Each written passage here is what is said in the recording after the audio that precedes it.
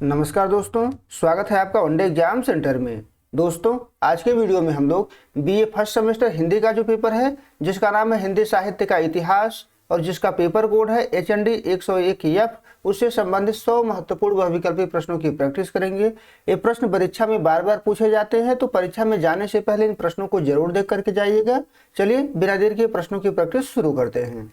आपका पहला प्रश्न है, अपभ्रंश को पुरानी हिंदी किसने कहा है? किसके द्वारा अपभ्रंश को पुरानी हिंदी कहा गया है? तो चंद्रधर शर्मा गुलेरी ने अपभ्रंश को पुरानी हिंदी कहा है। पहले का बी ऑप्शन आपका सही हो जाएगा। दूसरा प्रश्न है, आदिकाल को चारण काल किसने कहा है? किसके द्वारा आदिकाल को चारण काल कहा है? तो ग्रियर्सन ने आदिकाल को चारण काल कहा हुआ है। दूसरे का बी ऑप्शन आपका सही हो जाएगा। तीसरा प्रश्न है, किसने भक्ति काल को स्वर्ण युग कहा है? तो भक्ति काल को स्वर्ण युग जॉर्ज ग्रियर्सन के द्वारा कहा गया है। तीसरे का भी बी ऑप्शन आपका सही हो जाएगा। चौथा प्रश्न है, भविष्यत कहा किसकी रचना है? किसके द्वारा भविष्यत कहा लिखा गया है? तो धनपाल के द्वारा भविष्यत कहा लिखा गया है। तो चौथे का ए ऑप्शन आपका सही हो जाएगा। पांचवा प्रश्न देख लेते हैं। पांचवें प्रश्न में आपसे पूछा गया है, नाथों की संख्या कितनी है? तो नाथों की जो कुल संख्या है वो 9 माना जाता है। पांचवे का बी ऑप्शन आपका सही हो जाएगा।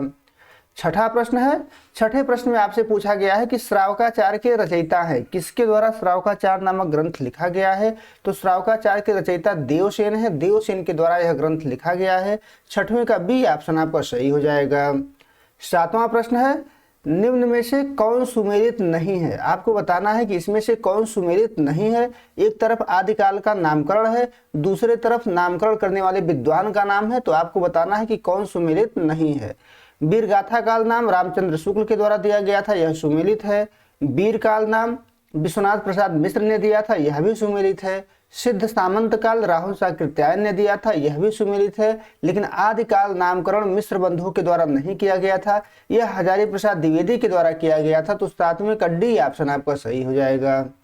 आठवां प्रश्न है, राम कुमार वर्मा ने हिंदी का प्रथम कवि किसे माना है? किसको राम कुमार वर्मा ने हिंदी का प्रथम कवि माना है? तो वर्मा जी ने स्वयंभू को हिंदी का प्रथम कवि माना है। इनको जैन साहित्य का और अपभ्रंश साहित्य का भी पहला कवि माना जाता है। तो आठवें का ए ऑप्शन आपका सही हो जाएगा। नौवां प्रश्न है, नौवां प्रश्न देख लेते हैं। इसमें आपसे पूछा गया है कि निम्न में से कौन आदिकाल का साहित्य है? तो सिद्ध साहित्य, जैन साहित्य, नाथ साहित्य, ये तीनों साहित्य जो है आदिकाल का साहित्य है। नौवें का डी ऑप्शन आपका सही हो जाएगा, उपर्युक्त सभी। आगे बढ़ते हैं, 10वां प्रश्न देख लेते हैं। 10वें प्रश्न में आपसे पूछा गया है कि निम्न में से कौन सुमेलित नहीं है? कौन सुमेलित नहीं है आपको बताना है। एक तरफ हिंदी के प्रथम कवि का नाम है, दूसरी तरफ उस विद्वान का नाम है जो उसको हिंदी का प्रथम कवि मानता है। तो राहुल साकृत्यायन सराफा को हिंदी का पहला कवि मानते हैं, तो यह सुमेलित है। शालिभद्र सूरी जो है गणपति चंद्र गुप्त मानते हैं कि हिंदी के पहले कवि हैं, तो यह भी सुमेलित है। हजारी प्रसाद द्विवेदी का मानना है कि अब्दुल रहमान जो है हिंदी के पहले कवि हैं, तो यह भी सुमेलित है। लेकिन राम कुमार वर्मा जो है पुष्य को हिंदी का पहला कवि नहीं मानते हैं। ये पुष्य को हिंदी का पहला कवि जो है शिव सिंह सेंगर के द्वारा माना गया है, राम कुमार वर्मा के द्वारा नहीं माना गया है। तो 10वें का डी ऑप्शन यहाँ पर आपका सही हो जाएगा। आगे बढ़ते हैं, 11 नंबर प्रश्न है। इसमें आपसे पूछा गया है कि सिद्धों की संख्या कितनी है? तो सिद्धों की जो कुल संख्या है वो 84 मानी जाती है। तो 11 का डी ऑप्शन आपका सही हो जाएगा। 12 नंबर प्रश्न है। इसमें आपसे पूछा गया है कि निम्न में कौन सुमेलित नहीं है? एक तरफ ग्रंथ का नाम है, दूसरी तरफ उस ग्रंथ के रचनाकार का नाम है। आपको बताना है कि इसमें से कौन सुमेलित नहीं है। तो कुमारपाल प्रतिरोध जो ग्रंथ है वो सोम प्रभु सूरी के द्वारा लिखा गया था। प्रबंध चिंतामणि मेरुतुंग के द्वारा लिखा गया था। प्राकृत पैलगम जो है विद्याधर के द्वारा लिखा गया था। लेकिन उपदेश रसायन रास जो ग्रंथ है वो शालिभद्र सूरी के द्वारा नहीं लिखा गया था, बल्कि जिन दत्त सूरी के द्वारा लिखा गया था। तो डी ऑप्शन आपका 12 का सही हो जाएगा। आगे बढ़ते हैं, 13 नंबर प्रश्न है और इसमें आपसे पूछा गया है कि दोहा कोश का संपादन किसने किया? किसके द्वारा दोहा कोश का संपादन किया गया था? तो प्रबोध चंद्र बागची ने दोहा कोश का संपादन किया था। 13 का ए ऑप्शन आपका सही हो जाएगा। 14 नंबर प्रश्न है, किसने गोरखनाथ की रचनाओं का संग्रह गोरखवाणी नाम से किया? तो गोरखनाथ की रचनाओं का संग्रह गोरखवाणी नाम से पीताम्बर दत्त बर्थवाल ने किया था। 14 का सी ऑप्शन आपका सही हो जाएगा। 15 नंबर प्रश्न है, पृथ्वीराज रासो की रचना किसने की है? किसके द्वारा पृथ्वीराज रासो नामक ग्रंथ लिखा गया है? तो इस ग्रंथ के रचयिता चंद्रबरदाई हैं। चंद्रबरदाई जो है पृथ्वीराज चौहान के दरबारी कवि थे और उन्हीं के द्वारा पृथ्वीराज रासो नामक ग्रंथ लिखा गया था। तो सी ऑप्शन आपका 15 का सही हो जाएगा। 16 नंबर प्रश्न है जिसमें आपसे पूछा गया है कि निम्न में कौन सुमेलित नहीं है? एक तरफ ग्रंथ का नाम है, दूसरी तरफ रचनाकार का नाम है। आपको बताना है कि कौन इसमें से सुमेलित नहीं है। तो बीसल देव रासो जो ग्रंथ है नरपत नाल के द्वारा लिखा गया था, यह सुमेलित है। परमाल रासो जो ग्रंथ है जगनिक के द्वारा लिखा गया था, यह भी सुमेलित है। खुमार रासो जो ग्रंथ है दलपत विजय के द्वारा लिखा गया था, यह भी सुमेलित है। लेकिन जयचंद प्रकाश जो ग्रंथ है यह चंद्रबरदाई के द्वारा नहीं लिखा गया था बल्कि भट्ट केदार के द्वारा लिखा गया था, तो यह सुमेलित नहीं है। 16 का डी ऑप्शन आपका सही हो जाएगा। 17 नंबर प्रश्न है ढोला मारू दूहा किसकी रचना है? किसके द्वारा ढोला मारू दूहा नामक ग्रंथ लिखा गया था?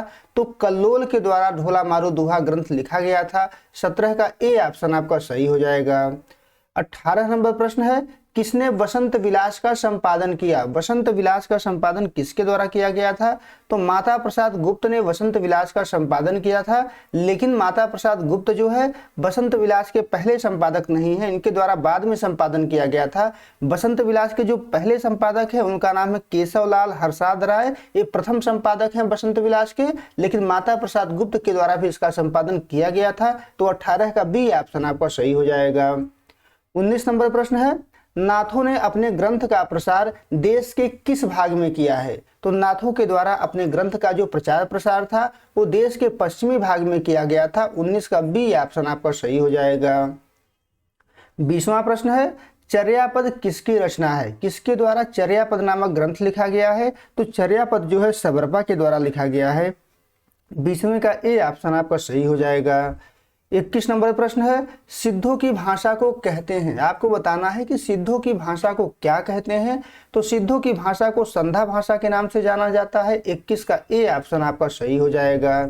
22 नंबर प्रश्न है निम्न में से कौन सा ग्रंथ विद्यापति का है? इसमें से कौन सा ग्रंथ विद्यापति के द्वारा लिखा गया है? तो कीर्तिलता, कीर्ति पताका, पदावली, ये तीनों ग्रंथ जो है विद्यापति के द्वारा ही लिखा गया है। तो 22 का डी ऑप्शन आपका सही हो जाएगा, उपर्युक्त सभी। 23 नंबर प्रश्न है गोरखनाथ के गुरु का नाम क्या था? तो गोरखनाथ के गुरु का नाम मत्स्येंद्रनाथ था। 23 का बी ऑप्शन आपका सही हो जाएगा। 24 नंबर प्रश्न है निम्न में कौन अमीर खुसरो की रचना है? आपको बताना है कि इनमें से कौन सी रचना अमीर खुसरो के द्वारा लिखा गया है? तो खालिक बारी, पहेलियां, दो सुखने, ये तीनों रचनाएं अमीर खुसरो के द्वारा ही लिखे गए हैं। 24 का डी ऑप्शन आपका सही हो जाएगा, उपर्युक्त सभी। आगे बढ़ते हैं। 25 नंबर प्रश्न है इसमें आपसे पूछा गया है कि बौद्ध गान व दोहा किसकी रचनाओं का संग्रह है? तो बौद्ध गान व दोहा जो रचनाओं का संग्रह है ये सिद्धों की रचनाओं का संग्रह है। तो ए ऑप्शन आपका 25वें का सही हो जाएगा। 26 नंबर प्रश्न है विद्यापति के गुरु का नाम क्या था? तो विद्यापति के गुरु का नाम पंडित हरि मिश्र था। 26 का बी ऑप्शन आपका सही हो जाएगा। 27 नंबर प्रश्न है रामचंद्र शुक्ल के अनुसार भक्ति काल की समय सीमा है। तो शुक्ल जी ने भक्ति काल की जो समय सीमा है वो संवत 1375 से संवत 1700 तक माना है। तो ए ऑप्शन आपका 27 का सही हो जाएगा। 28 नंबर प्रश्न है भक्ति शब्द का सर्वप्रथम उल्लेख कहाँ मिलता है? तो भक्ति शब्द का जो सर्वप्रथम उल्लेख है वो श्वेतांबर उपनिषद में मिलता है। 28 का बी ऑप्शन आपका सही हो जाएगा। 29 नंबर प्रश्न है कबीर के बाणी का संग्रह किस नाम से किया गया है? तो कबीर के बाणी का जो संग्रह है वो बीजक नाम से किया गया है। उनके शिष्य धर्मदास ने 1564 ईस्वी में इसका संग्रह किया था। तो 29 का सी ऑप्शन आपका सही हो जाएगा। 30 नंबर प्रश्न है किसने कबीर को भाषा का डिक्टेटर कहा है? तो हजारी प्रसाद द्विवेदी ने कबीर को भाषा का डिक्टेटर कहा है। 20वें का बी ऑप्शन आपका 30वें का बी ऑप्शन आपका यहाँ पर सही हो जाएगा। आगे बढ़ते हैं। 31 नंबर प्रश्न है इसमें आपसे पूछा गया है कि निम्न में से कौन सा कवि संत काव्य धारा से संबंधित है? तो कबीर, रैदास, सुंदरदास, ये तीनों कवि जो है संत काव्य धारा से संबंधित हैं। तो डी ऑप्शन आपका सही हो जाएगा, उपर्युक्त सभी। आगे बढ़ते हैं। 32 नंबर प्रश्न है और इसमें आपसे पूछा गया है कि मुसलमानों के अनुसार कबीर के गुरु का नाम क्या था? तो मुसलमानों के अनुसार कबीर के गुरु का नाम शेख तकी था। ए ऑप्शन आपका 32 का सही हो जाएगा। 33 नंबर प्रश्न देख लेते हैं। इसमें आपसे पूछा गया है कि निम्न में से कौन सी रचना मलिक मोहम्मद जायसी की है। कौन सी रचना मलिक मोहम्मद जायसी के द्वारा किया गया है?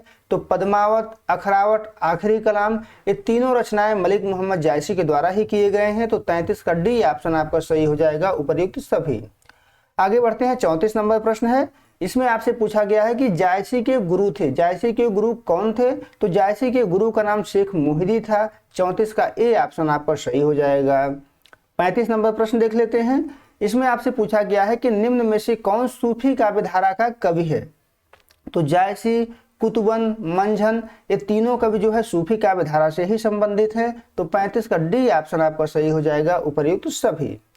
36 नंबर प्रश्न है और इसमें आपसे पूछा गया है कि चंदायन के रचयिता हैं। चंदायन जो ग्रंथ है किसके द्वारा लिखा गया है? तो चंदायन जो ग्रंथ है मुल्ला दाऊद के द्वारा लिखा गया है। 36 का बी ऑप्शन आपको सही हो जाएगा। 37 नंबर प्रश्न है। किसे दक्षिण भारत की मीरा कहा जाता है? तो दक्षिण भारत की मीरा अंडाल को कहा जाता है। 37 का ए ऑप्शन आपका सही हो जाएगा। 38 नंबर प्रश्न है। रामानुजाचार्य का संबंध है। आपको बताना है कि रामानुजाचार्य का संबंध किस दर्शन से है? तो रामानुजाचार्य का जो संबंध है वो विशिष्टाद्वैतवाद से है। 38 का ए ऑप्शन आपका सही हो जाएगा। 39 नंबर प्रश्न है। रामचरितमानस के रचयिता हैं। रामचरितमानस के रचयिता जो है तुलसीदास हैं। वाल्मीकि के द्वारा रामायण लिखा गया था और तुलसीदास के द्वारा रामचरितमानस लिखा गया था। तो 39 का सी ऑप्शन आपका सही हो जाएगा। 40 नंबर प्रश्न है। इसमें आपसे पूछा गया है कि निम्न में से कौन सा कवि राम काव्यधारा से संबंधित है? तो तुलसीदास, अग्रदास, नाभादास, ये तीनों जो है राम काव्यधारा से ही संबंधित हैं। तो 40 का डी ऑप्शन आपका सही हो जाएगा, उपर्युक्त सभी। 41 नंबर प्रश्न है। तुलसीदास की रचना है कवितावली, विनय पत्रिका, पार्वती मंगल, ये तीनों रचनाएं तुलसीदास के द्वारा ही लिखे गए हैं। तो 41 का डी ऑप्शन आपका सही हो जाएगा, उपर्युक्त सभी। आगे बढ़ते हैं। 42 नंबर प्रश्न देख लेते हैं और इसमें आपसे पूछा गया है कि तुलसीदास की भक्ति है। आपको बताना है कि तुलसीदास की भक्ति किस प्रकार की है। तो तुलसीदास की जो भक्ति है वो दास से भक्ति है, जिसमें राम को स्वामी मानते हैं और अपने आप को दास मानते हैं। तो 42 का ए ऑप्शन आपका सही हो जाएगा। 43 नंबर प्रश्न है।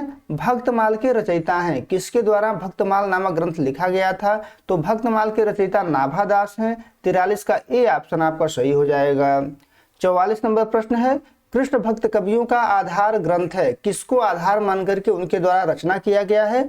तो कृष्ण भक्त कवियों का जो आधार ग्रंथ है वो भागवत पुराण है। भागवत पुराण को आधार मान करके उनके द्वारा कृष्ण के ऊपर रचनाएं की गई हैं। तो 44 का सी ऑप्शन आपका यहाँ पर सही हो जाएगा।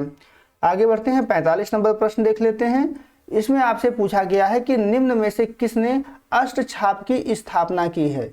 तो अष्टछाप की जो स्थापना है वो गोसाई विठल नाथ के द्वारा 1565 ईस्वी में किया गया था। 45 का बी ऑप्शन आपका सही हो जाएगा। 46 नंबर प्रश्न है। इसमें आपसे पूछा गया है कि निम्न में से कौन सा कवि कृष्ण भक्ति काव्यधारा का है? तो सूरदास, कुंभनदास, नंददास, ये तीनों जो कवि हैं वो कृष्ण भक्ति काव्यधारा से ही संबंधित हैं। तो 46 का डी ऑप्शन आपका सही हो जाएगा, उपर्युक्त सभी। आगे बढ़ते हैं। 47 नंबर प्रश्न है और इसमें आपसे पूछा गया है कि भ्रमर गीत का संपादन किसने किया है? तो भ्रमर गीत सार है पूरा पुस्तक का नाम। भ्रमर गीत सार का जो संपादन है वो रामचंद्र शुक्ल के द्वारा किया गया है। 47 का बी ऑप्शन आपका सही हो जाएगा।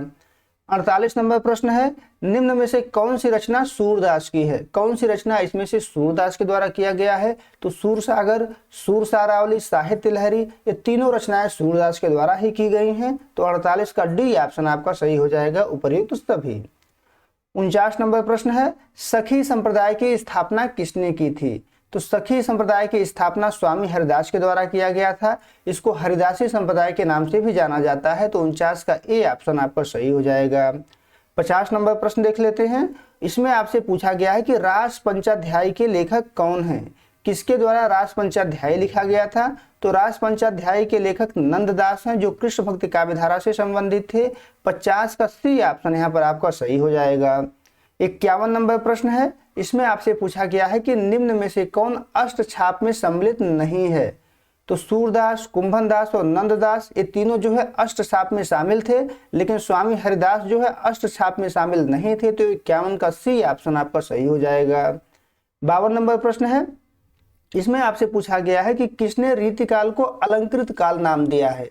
तो रीतिकाल को अलंकृत काल जो है मिश्र बंधुओं के द्वारा कहा गया है। 52 का सी ऑप्शन आपका सही हो जाएगा। 53 नंबर प्रश्न देख लेते हैं। 53 नंबर प्रश्न में आपसे पूछा गया है कि रामचंद्र शुक्ल ने रीतिकाल का प्रवर्तक किसे माना है। तो शुक्ल जी ने रीतिकाल का जो प्रवर्तक है वो चिंतामणि को माना है। चिंतामणि से ही रीतिकाल का प्रवर्तन इनके द्वारा माना गया है। तो 53 का सी ऑप्शन आपका यहाँ पर सही हो जाएगा। 54 नंबर प्रश्न है, निम्न में कौन सुमेलित नहीं है, कौन इसमें से सुमेलित नहीं है। एक तरफ रीतिकाल का नाम दिया गया है, दूसरे तरफ उस नामकरण को करने वाले विद्वान का नाम दिया गया है। आपको बताना है कि कौन इसमें से सुमेलित नहीं है। तो रीतिकाल जो नाम है वो रामचंद्र शुक्ल के द्वारा दिया गया था, यह सुमेलित है। श्रृंगार काल जो नाम है वो विश्वनाथ प्रसाद मिश्र के द्वारा दिया गया था, यह भी सुमेलित है। अंधकार काल जो नाम है वो त्रिलोचन के द्वारा दिया गया था, यह भी सुमेलित है। लेकिन कला काल नाम जो है ग्रियर्सन के द्वारा नहीं दिया गया था, यह रमाशंकर शुक्ल रसाल के द्वारा दिया गया था, तो यह सुमेलित नहीं है। 54 का डी ऑप्शन आपका सही हो जाएगा। 55 नंबर प्रश्न है, शुक्ल जी के अनुसार रीतिकाल की समय सीमा है। तो शुक्ल जी ने रीतिकाल की जो समय सीमा है वो संवत 1700 से संवत 1900 तक माने हैं। सी ऑप्शन आपका 55 का सही हो जाएगा। 56 नंबर प्रश्न है, निम्न में से कौन सी काव्यधारा रीतिकाल की है। आपको बताना है कि इसमें से कौन सी काव्यधारा रीतिकाल से संबंधित है। तो रीतिबद्ध काव्यधारा, रीति सिद्ध काव्यधारा, रीति मुक्त काव्यधारा, ये तीनों काव्यधाराएं रीतिकाल से ही संबंधित हैं। 56 का डी ऑप्शन आपका सही हो जाएगा, उपर्युक्त सभी। 57 नंबर प्रश्न है, इसमें आपसे पूछा गया है कि निम्न में से कौन सी विशेषता रीतिकाल की है। तो अलंकारिकता, स्त्री चित्रण, दो श्रृंगारिकता, स्त्री चित्रण और अलंकारिकता, ये तीनों विशेषताएं जो है रीतिकाल से ही संबंधित हैं। तो 57 का डी ऑप्शन आपका सही हो जाएगा, उपर्युक्त सभी। आगे बढ़ते हैं। 58 नंबर प्रश्न है, इसमें आपसे पूछा गया है कि घनानंद किस काव्यधारा के कवि हैं। तो घनानंद जो है रीति मुक्त काव्यधारा के कवि हैं। 58 का सी ऑप्शन आपका सही हो जाएगा। आगे बढ़ते हैं। 59 नंबर प्रश्न है और इसमें आपसे पूछा गया है कि निम्न में से कौन सी रचना घनानंद की है। घनानंद के द्वारा कौन सी रचना लिखा गया है। तो सुजानसार, इश्कलता, विरह लीला, ये तीनों रचनाएं घनानंद के द्वारा ही लिखी गई हैं। डी ऑप्शन आपका सही हो जाएगा, उपर्युक्त सभी। आगे बढ़ते हैं। 60 नंबर प्रश्न है, इसमें आपसे पूछा गया है कि निम्न में घनानंद ग्रंथावली के संपादक हैं। घनानंद ग्रंथावली का संपादन किसके द्वारा किया गया है। तो विश्वनाथ प्रसाद मिश्र के द्वारा किया गया है। 60वें का ए ऑप्शन आपका सही हो जाएगा। 61 नंबर प्रश्न है, बिहारी सप्तई किसकी रचना है। तो बिहारी सप्तई जो है बिहारी लाल की रचना है, जो रीति सिद्ध काव्यधारा के कवि थे। तो बी ऑप्शन आपका 61 का सही हो जाएगा। 62 नंबर प्रश्न है, रीति मुक्त काव्यधारा के कवि हैं। तो आलम, बोधा, ठाकुर, ये सभी जो है रीति मुक्त काव्यधारा से ही संबंधित हैं। 62 का डी ऑप्शन आपका सही हो जाएगा, उपर्युक्त सभी। 63 नंबर प्रश्न है, कवि प्रिया के रचयिता हैं। कवि प्रिया जो ग्रंथ है वो केशव दास के द्वारा लिखा गया था। तो 63 का ए ऑप्शन आपका सही हो जाएगा। 64 नंबर प्रश्न है, किसने बिहारी सप्तई का संपादन बिहारी रत्नाकर नाम से किया है। तो बिहारी सप्तई का संपादन बिहारी रत्नाकर के नाम से जगन्नाथ दास रत्नाकर के द्वारा किया गया था। 64 का डी ऑप्शन आपका सही हो जाएगा।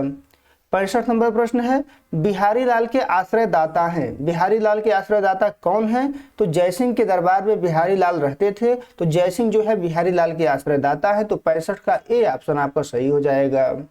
66 नंबर प्रश्न है, निम्न में से कौन सी रचना केशवदास की है। इसमें से कौन सी रचना केशवदास के द्वारा किया गया है। तो रसिक प्रिया, रामचंद्रिका, कवि प्रिया, ये तीनों रचनाएं जो है केशवदास के द्वारा ही की गई हैं। डी ऑप्शन आपका सही हो जाएगा, उपर्युक्त सभी। आगे बढ़ते हैं। 67 नंबर प्रश्न है, इसमें आपसे पूछा गया है कि निम्न में से कौन रीतिकाल का कवि है। तो देव, पद्माकर, भिखारी दास, ये सभी जो है रीतिकाल के ही कवि हैं। तो 67 का डी ऑप्शन आपका सही हो जाएगा, उपर्युक्त सभी। आगे बढ़ते हैं। 68 नंबर प्रश्न है, आपसे पूछा गया है कि केशवदास हैं, यानी केशवदास किस प्रकार के आचार्य हैं। तो केशवदास जो है अलंकारवादी आचार्य है, कविता में अलंकार की प्रमुखता को मानते हैं। तो 68 का ए ऑप्शन आपका सही हो जाएगा। 69 नंबर प्रश्न है, विज्ञान गीता के रचयिता है। किसके द्वारा विज्ञान गीता लिखा गया है। तो केशवदास ने विज्ञान गीता लिखा हुआ है। तो 69 का बी ऑप्शन आपका सही हो जाएगा। 70 नंबर प्रश्न है, रीतिकाल के किस काव्यधारा में लक्षण ग्रंथों की रचना की गई है। तो रीतिकाल के रीतिबद्ध काव्यधारा में लक्षण ग्रंथों की रचना की गई है। 70 का ए ऑप्शन आपका सही हो जाएगा। आगे बढ़ते हैं। 71 नंबर प्रश्न है और इसमें आपसे पूछा गया है कि घनानंद के प्रेमिका का नाम था। तो घनानंद के प्रेमिका का नाम सुजान था। 71 का ए ऑप्शन आपका सही हो जाएगा। 72 नंबर प्रश्न है, निम्न में से कौन भारतेंदु युग की समय सीमा है। तो भारतेंदु युग जो है 1850 से लेकर के 1900 तक रहा था। ए ऑप्शन आपका 72 का सही हो जाएगा। 73 नंबर प्रश्न देख लेते हैं। इसमें आपसे पूछा गया है कि किसने आधुनिक काल को गद्य काल नाम दिया है। तो आधुनिक काल को गद्य काल रामचंद्र शुक्ल के द्वारा कहा गया है। 73 का बी ऑप्शन आपका सही हो जाएगा। आगे बढ़ते हैं। 74 नंबर प्रश्न है और इसमें आपसे पूछा गया है कि निम्न में से कौन सा कवि भारतेंदु युग का नहीं है। भारतेंदु युग का कौन सा कवि नहीं है इसमें से। तो प्रताप नारायण मिश्र, प्रेमघन, ठाकुर जगमोहन सिंह, ये सभी जो है भारतेंदु युग से ही संबंधित है। लेकिन मैथिली शरण गुप्त का संबंध भारतेंदु युग से नहीं है, ये द्विवेदी युग के प्रमुख कवि हैं। तो 74 का डी ऑप्शन आपका सही हो जाएगा। 75 नंबर प्रश्न है। इसमें आपसे पूछा गया है कि निम्न में से कौन सी पत्रिका भारतेंदु हरिश्चंद्र की है। तो कवि वचन सुधा, हरिश्चंद्र मैगजीन, बाला बोधनी, ये तीनों पत्रिकाएं भारतेंदु हरिश्चंद्र के द्वारा ही निकाली जाती थी। तो 75 का डी ऑप्शन आपका सही हो जाएगा, उपर्युक्त सभी। आगे बढ़ते हैं। 76 नंबर प्रश्न है। इसमें आपसे पूछा गया है कि निम्न में से कौन सी रचना भारतेंदु हरिश्चंद्र की है। तो भक्ति सर्वस्व, प्रेम मालिका, फूलों का गुच्छा, ये तीनों रचना भारतेंदु हरिश्चंद्र के द्वारा ही लिखा गया है। इसमें फूलों का गुच्छा जो है उनके खड़ी बोली की कविताओं का संग्रह है। तो डी ऑप्शन आपका सही हो जाएगा, उपर्युक्त सभी। आगे बढ़ते हैं। 77 नंबर प्रश्न है। इसमें आपसे पूछा गया है कि रामचंद्र शुक्ल ने भारतेंदु युग को क्या नाम दिया है। तो रामचंद्र शुक्ल ने भारतेंदु युग को नई धारा, प्रथम उत्थान कहा है। 77 का सी ऑप्शन आपका सही हो जाएगा। 78 नंबर प्रश्न है, प्रिय प्रवास किसकी रचना है। तो प्रिय प्रवास जो है हरिऔध के द्वारा लिखा गया था। यह खड़ी बोली हिंदी का प्रथम महाकाव्य माना जाता है। तो 78 का बी ऑप्शन आपका सही हो जाएगा। 79 नंबर प्रश्न है, निम्न में से कौन द्विवेदी युग की समय सीमा है। तो द्विवेदी युग जो है 1900 से लेकर के 1918 तक माना जाता है। 79 का बी ऑप्शन आपका सही हो जाएगा। 80 नंबर प्रश्न है, कौन सा कवि द्विवेदी युग का नहीं है। तो मैथिली शरण गुप्त, हरिऔध और नाथूराम शर्मा शंकर, ये तीनों द्विवेदी युग के कवि हैं। लेकिन अंबिका दत्त व्यास जो है द्विवेदी युग के कवि नहीं है, इनका संबंध भारतेंदु युग से है। तो 80 का सी ऑप्शन आपका सही हो जाएगा। 81 नंबर प्रश्न है, निम्न में से कौन सी रचना मैथिली शरण गुप्त की है। तो भारत भारती, साकेत, यशोधरा, ये तीनों रचनाएं मैथिली शरण गुप्त के द्वारा ही लिखी गई हैं। तो 81 का डी ऑप्शन आपका सही हो जाएगा, उपर्युक्त सभी। 82 नंबर प्रश्न है। इसमें आपसे पूछा गया है कि किसने द्विवेदी युग को नई धारा द्वितीय उत्थान कहा है। तो आचार्य रामचंद्र शुक्ल ने द्विवेदी युग को नई धारा द्वितीय उत्थान कहा है। 82 का बी ऑप्शन आपका सही हो जाएगा। 83 नंबर प्रश्न है, निम्न में से कौन छायावाद की समय सीमा है। तो छायावाद जो है 1918 से लेकर के 1936 तक रहा है। 83 का बी ऑप्शन आपका सही हो जाएगा। 84 नंबर प्रश्न है, निम्न में से कौन सा कवि बृहत्त्रयी में नहीं है। तो प्रसाद, निराला और पंत को मिलाकर के बृहत्त्रयी नाम दिया जाता है। महादेवी वर्मा इसमें शामिल नहीं है। तो 84 का डी ऑप्शन आपका सही हो जाएगा। 85 नंबर प्रश्न है, कामायनी के रचयिता हैं। कामायनी जो महाकाव्य है किसके द्वारा लिखा गया है। तो जयशंकर प्रसाद के द्वारा लिखा गया है। 85 का ए ऑप्शन आपका सही हो जाएगा। 86 नंबर प्रश्न है। इसमें आपसे पूछा गया है कि निम्न में से कौन सी रचना निराला की है। निराला की रचना कौन सी है। तो तुलसीदास, वह तोड़ती पत्थर, वरदे बीड़ा वादनी वरदे, ये तीनों रचनाएं निराला के द्वारा ही की गई हैं। 86 का डी ऑप्शन आपका सही हो जाएगा, उपर्युक्त सभी। 87 नंबर प्रश्न है, निम्न में से कौन सी कविता सुमित्रा नंदन पंत की है। तो मौन निमंत्रण, प्रथम रश्मि, यह धरती कितना देती है, ये सभी कविताएं सुमित्रा नंदन पंत के द्वारा ही लिखी गई हैं। 87 का डी ऑप्शन आपका सही हो जाएगा, उपर्युक्त सभी। 88 नंबर प्रश्न है, सरोज स्मृति किसकी रचना है। तो सरोज स्मृति जो है निराला के द्वारा लिखा गया था, जिसको हिंदी का शोक गीत भी कहा जाता है। तो 88 का बी ऑप्शन आपका सही हो जाएगा। 89 नंबर प्रश्न है, किसे प्रकृति का सुकुमार कवि कहा जाता है। तो सुमित्रा नंदन पंत को प्रकृति का सुकुमार कवि कहा जाता है। 89 का सी ऑप्शन आपका सही हो जाएगा। 90 नंबर प्रश्न है, किसे आधुनिक युग की मीरा कहा जाता है। तो महादेवी वर्मा को आधुनिक युग की मीरा कहा जाता है। 90 का सी ऑप्शन आपका सही हो जाएगा। 91 नंबर प्रश्न है, यामा किसकी रचना है। तो यामा जो है महादेवी वर्मा के द्वारा लिखा गया है, जिस पर उनको ज्ञानपीठ पुरस्कार मिला हुआ था। तो 91 का ए ऑप्शन आपका सही हो जाएगा। 92 नंबर प्रश्न है, प्रगतिवाद की समय सीमा है। तो प्रगतिवाद की जो समय सीमा है 1936 से लेकर 1943 तक है। 92 का बी ऑप्शन आपका सही हो जाएगा। 93 नंबर प्रश्न है, निम्न में से कौन सा कवि प्रगतिवाद का नहीं है। तो नागार्जुन, केदारनाथ अग्रवाल और शिव मंगल सिंह सुमन, ये सभी जो है प्रगतिवाद के कवि हैं। आगे जो है प्रगतिवाद के कवि नहीं है, ये प्रयोगवाद और नई कविता के कवि हैं। तो सी ऑप्शन आपका 93 का सही हो जाएगा। 94 नंबर प्रश्न है, इसमें आपसे पूछा गया है कि निम्न में से कौन प्रगतिवाद की विशेषता है। तो मार्क्सवाद में विश्वास, शोषितों के प्रति सहानुभूति, युगबोध, ये तीनों विशेषताएं प्रगतिवाद की हैं। तो डी ऑप्शन आपका सही हो जाएगा, उपर्युक्त सभी। 95 नंबर प्रश्न है, प्रयोगवाद की समय सीमा है। तो प्रयोगवाद जो है 1943 से लेकर के 1951 तक रहा है। 95 का डी ऑप्शन आपका सही हो जाएगा। 96 नंबर प्रश्न है, प्रयोगवाद नाम किसके द्वारा दिया गया है। तो प्रयोगवाद जो नाम है यह जो है नंद दुलारे वाजपेयी के द्वारा दिया गया था। बी ऑप्शन आपका 96 का सही हो जाएगा। 97 नंबर प्रश्न है, तार सप्तक का प्रकाशन हुआ था। तार सप्तक का जो प्रकाशन हुआ था 1943 ईस्वी में हुआ था। ए ऑप्शन आपका 97 का सही हो जाएगा। 98 नंबर प्रश्न है, निम्न में से कौन सा कवि तार सप्तक में शामिल नहीं था। तो अज्ञेय, मुक्तिबोध और रामविलास शर्मा ये तार सप्तक में शामिल थे, लेकिन शमशेर बहादुर सिंह तार सप्तक में शामिल नहीं थे। तो 98 का सी ऑप्शन आपका सही हो जाएगा। 99 नंबर प्रश्न है, प्रयोगवाद की विशेषता है। प्रयोगवाद की विशेषता में नवीन राहों का अन्वेषण, व्यक्तिगता, क्षण का महत्व, ये तीनों आते हैं। तो डी ऑप्शन आपका सही हो जाएगा, उपर्युक्त सभी। 100 नंबर प्रश्न है, नई कविता की समय सीमा है। तो नई कविता 1951 से लेकर 1960 तक रही है। 100वें का डी ऑप्शन आपका यहाँ पर सही हो जाएगा। उम्मीद है दोस्तों आपको ये वीडियो पसंद आया होगा। अगर वीडियो अच्छी लगी तो चैनल को सब्सक्राइब कर लीजिए, वीडियो को लाइक और शेयर कर दीजिए। बहुत बहुत धन्यवाद।